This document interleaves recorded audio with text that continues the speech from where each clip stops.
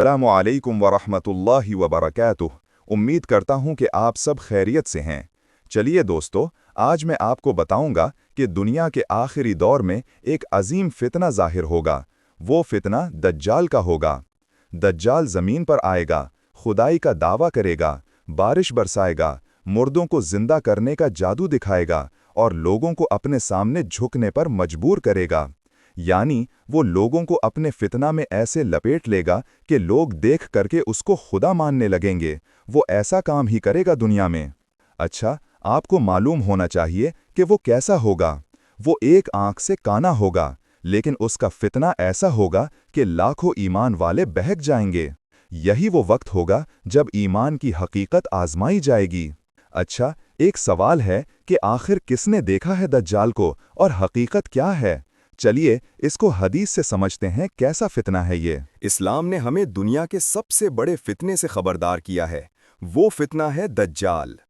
हुजूर नबी अकरम सल्लल्लाहु अलैहि वसल्लम ने फरमाया, आदम की पैदाइश से लेकर क़यामत तक दज्जाल से बढ़कर कोई फितना नहीं। सही मुस्लिम। दज्जाल का फितना ऐसा होगा कि अक्लें हैरान हो जाएंगी, ईमान डगमगा जाएंगे और सिर्फ वही लोग बचेंगे जिनके दिलों में सच्चा ईमान होगा। ओह, दज्जाल कहाँ है? नबी करीम सल्लल्लाहु अलैहि वसल्लम के ज़माने में एक सहाबी तमीम दारी रदियल्लाहु अन्हु एक सफ़र पर गए। उनका जहाज़ तूफ़ान में भटक कर एक जजीरे पर जा पहुंचा। वहां उन्होंने एक अजीबो गरीब मखलूक देखी जिसके बाल इतने ज़्यादा थे कि चेहरा तक नज़र न आता था। उसने कहा, मैं तुम्हें एक आदमी के पास ले चलती हूँ।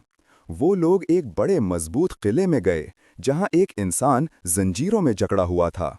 उसने उनसे सवाल किया, क्या नबी अम्मी यानी मोहम्मद ज़ाहिर हो चुके हैं? सहाबा ने कहा, हाँ, वो ज़ाहिर हो चुके हैं। उसने कहा, जल्द ही मुझे इजाज़त मिलेगी, मैं निकलूंगा और ज़मीन के हर शहर में 40 दिनों के अंदर चक्कर लगा लूंगा।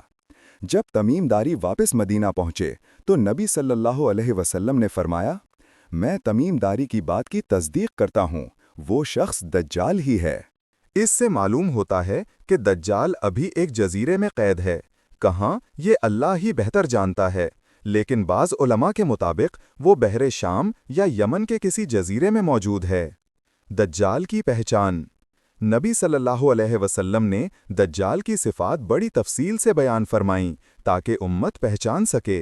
आप सल्लल्लाहु अलैहि वसल्लम ने फरमाया, वो एक आंख से काना होगा, दूसरी आंख ऐसी होगी जैसे उभरा हुआ अंगूर। सही बुखारी।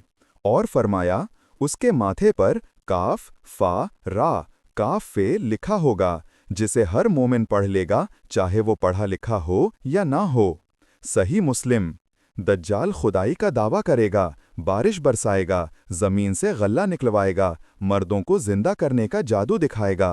लेकिन ये सब आजमाइशें होंगी, सच्ची खुदाई नहीं। मस्जिद दज्जाल का अंजाम। जब दज्जाल दुनिया में फसाद फैलाएगा, तब अल्लाह ताला हज़रत ईसा अलैहिस्सलाम को आसमान से नाजिल फरमाएगा। ईसा अलैहिस्सलाम दिमश्क के मशरिकी हिस्से में नाजिल होंगे। वो दज्जाल का ताक़ुब करेंगे और बाबे लुद फ़लस्तीन के इलाके में इसको कत्ल कर देंगे। कुरान की रोशनी। अगरचे कुरान करीम में दज्जाल का नाम सराहतन नहीं आया, मगर अल्लाह ताला ने सूरह कहफ में ऐसे फितनों से बचने का रास्ता बताया है, और ये कि वो लोग जो ईमान लाए और नेक अमल करते रहे, उनके लिए बेहतरीन अंजाम है। अल-कहफ 30। इसीलिए नबी सल्लल्लाहु अलैहि वसल्लम ने फरमाया, जो शख्स सूरा कहफ की इब्तदाई 10 आयात याद करे, वो दज्जाल के फितने से महफूज रहेगा। सही मुस्लिम। दज्जाल का फितना हमें ये सबक देता है कि ईमान ज़बानी नहीं, दिल का यकीन है। वो दौर जब आएगा तो झूठ सच की शक्ल में और सच झूठ की तरह लगेगा। जो आज अपनी नज़र और दिल को कुरान और सुन्नत के मुताबिक बनाएगा, वही कल फितनों से बचेगा। आखिरी नसीहत। नबी सल्लल्लाहु अलैहि वसल्लम ने फरमाया, जब तुम दज्जाल के बारे में सुनो तो इससे दूर रहो, क्योंकि एक शख्स उसके पास ईमान लेकर जाएगा, मगर उसके फितने में फंसकर काफिर बन जाएगा। अबू दाऊद। लिहाजा ईमान को मजबूत रखो, नमाजों की पाबंदी करो, कुरान के साथ ताल्लुक़ बढ़ाओ और हर जुमे सूरा कहफ पढ़ने को मामूल बना लो। रोशनी। इख्तितामिया। दज्जाल का फितना यकीनी है, مگر اللہ کی مدد اس سے بڑی ہے.